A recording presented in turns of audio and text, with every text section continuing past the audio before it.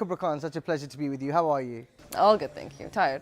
How does a girl from northwest London become one of the most famous faces in Pakistan? Oh, when you say it like that, I don't know. I think it's just kismet, I would say, and a lot of hard work. Like Khan Sahib says, ki niyat achhi honi chahiye, and Allah will give you the ajr. So. Tell me how you decided to make that move out there. You were a successful model here in the UK. What made you decide to shift out there? You know, funny thing is that I never decided. I think the universe kind of conspired against me at that point, what felt like, and just threw me in Pakistan, and the next thing I knew, I just kind of settled down there. Like when I was shooting here, I went to Pakistan a couple of times before. I shot for Na Maalum Afraad. Even then, although I did really, really well, mashallah, but even then I was like, I don't know if acting's my thing. Like I just wasn't sure if I could do it because I never learnt acting at all. So I was like, I'm not sure if I can do it. I don't know if it's my thing. I don't really know the people. I don't know the environment. So I came back here. And for 2 years, I was here studying. I resumed my life in London and stuff. It was only after Sange Marmar, even during Sange Marmar, I was like, yeah, no, it's not it. So let's just break it down for people who aren't familiar with Na Maalum Afraad or Sange Marmar. You were essentially signed up for one of the biggest movies in Pakistani cinema and subsequently were offered massive dramas on TV too. Tell me how those things happened. Okay, so I'm going to start from the scratch now. I was modeling here. I started modeling at the age of, I think, 16, 17 or something like that. I was actually in a mall with my best friend, and this man came up to me and he's like, I think you should model. He gave the card to my friend, and I was like, obviously not. So that happened, and my friend was actually just studying photography at school. So she used to take lots of pictures of me. What she did, she actually sent pictures to like various different agencies. And one fine day I received this email like past like midnight from this agency called TMP, which is now called BAME, run by Marcus Flemings. He basically messaged me and he's like, look, we'd like to do a test shoot with you, we received your photos and stuff. And I was like, what? I never sent any photos. So anyways, I went for the test shoot, they signed me up, and then I started booking stuff and all that. It was really nice. Then through that, I found out about this casting call for this TV show that was being done, which was being filmed by Ahmed Ali Butt and Fatma Khan, which was called Fashionista Fatma at that point. It was a lifestyle show. So they needed a model to model their clothes and the makeup and stuff for a day, and they would talk about the life in UK and all that jazz. So I did that, and Fatma Baji and I, and Ahmed Ali Butt as well, we got really, really close. So the following year, they were getting married. And also, they were the one who actually realized that I think I have a knack for acting, because every time they put music on, I just, you know, start with my little dramas and all that stuff. So I did that, and they were like, you know, I think you can act. I'm like, I really don't think so. So they were getting married. They invited me to their wedding, and when I went there, they told me that, you know, I should, while I'm here, I might as well, you know, get some photo shoots done and stuff. So I did some photo shoots, and then Ahmed Ali Butt's wife said that there's a casting going on for this commercial called Youth on Youth Pack. So why don't you do an audition? If it works out for you, cool. If it doesn't, then obviously, you know, at least you tried. I'm like, okay, I'll try it out. I did that and got signed for the commercial. At the end of the commercial, they offered me another one because, like, Ehsan Rahim liked working with me, I guess. So yeah, I signed another one, and then I came back. That was it. That was the end of it. But then the following year, one fine day, I received an email from Nabil Qureshi, and he's like, I was just browsing through Facebook and I came through your pictures, and I'd like to work with you. We're doing this movie called, he never mentioned the movie's name, but he said we're doing a movie and we'd really like to work with you. And I thought he was just some random guy, you know, like, because a lot of people were approaching me at that point after the commercial, so I think he just saw the commercial, so he's like trying to, you know, slide into my DMs, I would say. Yeah, so he hadn't seen my commercial apparently. He just saw my pictures.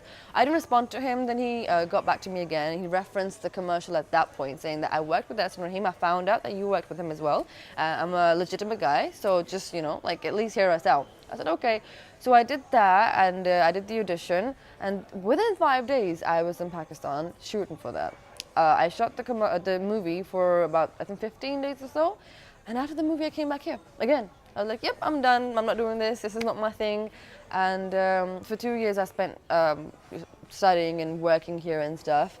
And 2 years later, I got a call from MD, which I had gotten before as well. Even during the movie, I had gotten the call, but I ignored it because it wasn't something I wanted to do. MD is Momina Dared. She's the most powerful producer in Pakistan. So what do you do when the most powerful woman in the industry calls you up? I'm like, meh. At that point, I'm like, yeah, I'm not really sure. Initially, when when MD contacted me initially, It was like, we'd like to work with you, so if there's a script, we'll let you know. I'm like, okay, sure. It wasn't something I was looking to do. Acting, apparently when I was a baby, that's when I used to like dance to Bollywood songs and stuff, my mom tells me. But it wasn't something that was in my bucket list that, I have to become an actor or something like that. But 2 years later, when they called me, they messaged me saying that, there's a beautiful script. It's about, Pathan culture and stuff. And all he did was tell me the story. I had no idea that like such big names such as Noman Ijaz, Sania Saeed and Mikhail Zulfikar and, all these people are going to be in the drama. I had no idea about that. He just told me the story and I fell in love with it. I'm like, you know what? Let me try it out. Let's see how it goes. So I went to Pakistan, went to Swat and stuff, and we shot the entire drama. Even after that, I came back home. I was like, yeah, okay, once it's done, I've gotten it out of my system, it's good. No idea, no intention of going back.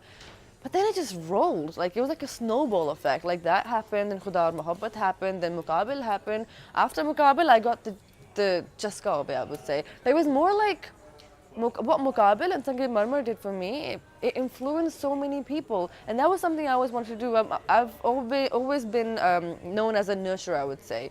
So that I really, really like that, through my work, I was able to actually help people, and I really love that. Like, even if you see the history of my dramas, I think 80% of them have been based on social issues. And I always feel that as actors, whether we want it or not, we have this power to influence our community and our society around us. And if we are going to influence them, we might as well do it in a way that we can enlighten them, because it's whatever we show in the media becomes the norm. Whatever we show in the media is, that's the source of information for a lot of people. So why not enlighten them and tell them about the things that are going on in our society and in the world? You grew up in this country, here in London, but you moved to a country that's perceived in Western media as being oppressive towards women. Were you afraid about those perceptions, and did those views change once you got there? I think my perceptions changed the second I stepped into Pakistan, because I spent my entire life here. So I always thought that, Pakistan, there'll be like closed-minded people. I did think, I'm going to be honest, I was a little judgmental. But when I got there, I had a cultural shock, not because I was like, oh, it's Pakistan. It was like, whoa, this is Pakistan? When did that happen? I'm like, when I was here last, I don't remember any of this happening. In what sense? Describe that. Everyone was so much more modern. Everyone was open-minded. There were women working outside, women, working in offices and stuff. And there was like these parties that were going on. Everyone just like living their life, no restriction, no oppression.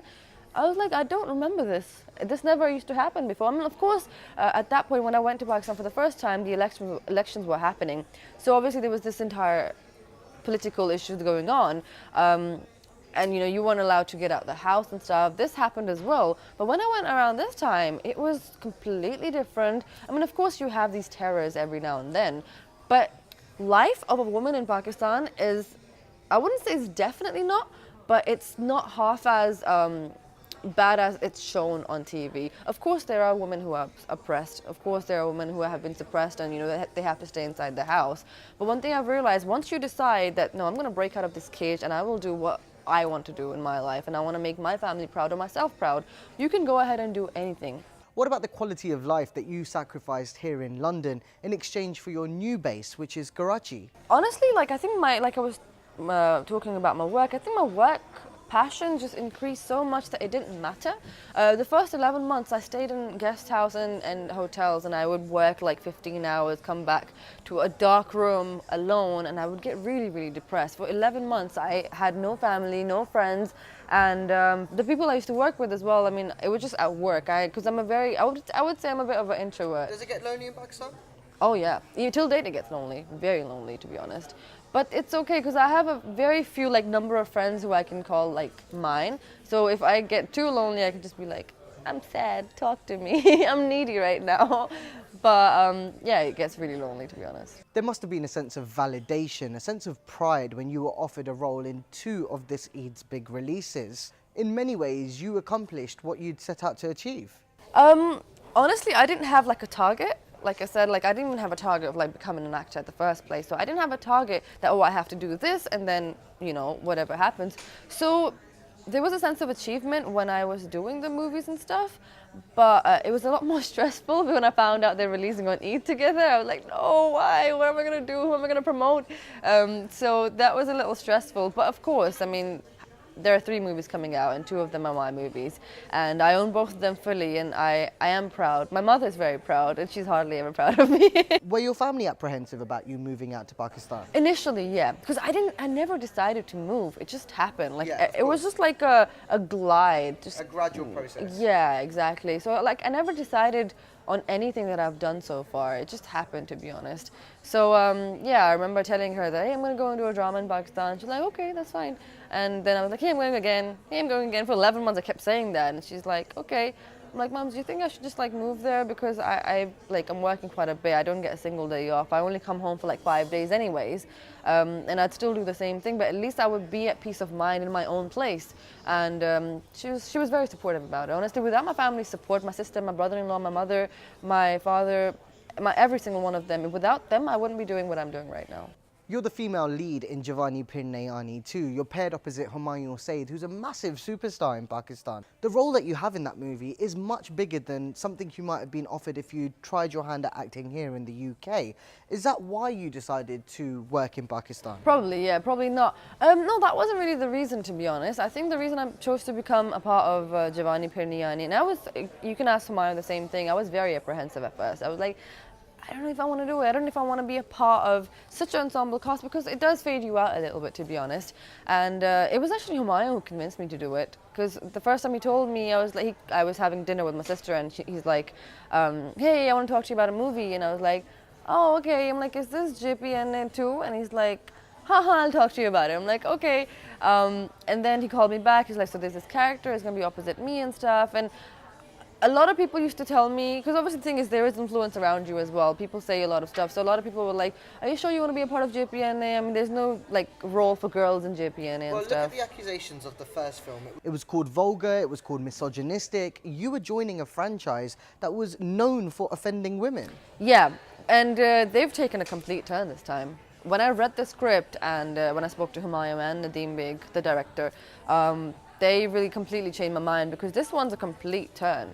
You know, this time I think in a way, like, women, I wouldn't say they're leading the movie, but the women are they play a very important part. So does this reflect a changing attitude towards women in Pakistan? Yes, that's exactly why. Even with Parvaz Junoon, it's the same thing. I think like the movies we're coming out with now, they're becoming lesser male-oriented and, you know, more on like, I guess, equality, if not women empowerment, at least. And I think that's a beautiful thing. The fact that we can actually talk about it openly. We don't have to worry about, no, shut her down. It wasn't like that. It was more like, yeah, let's do it together. And I like that. I like that unity now. So now that you're a top movie star in Pakistan. I love it when you say that, because I don't feel it. Well, you certainly are. If we look at your credentials over the past 2 years, you've worked in some of the biggest projects in the country. Are you less inclined to explore opportunities in the UK? I would love to work here if a good opportunity comes up. Like in the past year, there were a couple of opportunities, to be honest, but they just weren't something that I was looking for. One of them was actually a lead of this series on Netflix, and That was an Indian series, wasn't it? Yes, that was an Was Indian it Sacred series. Games? No.